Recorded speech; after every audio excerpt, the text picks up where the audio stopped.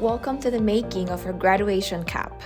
At PCCC, the Welding Department is always finding ways to connect with the rest of campus. This year, they brought that spirit to Commencement by creating something unforgettable for the class of 2025.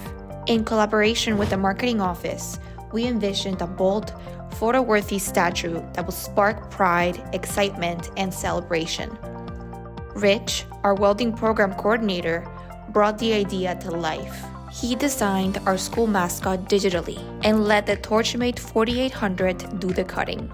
Working under a tight 4-week deadline, he shaped both the panther and the cap from aluminum.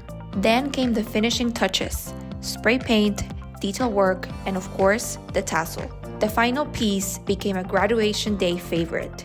Students and families lined up to take photos with it. It was a true moment of pride. Today, the cap lives in the Center for Student Success, inspiring future students with a glimpse of what lies ahead.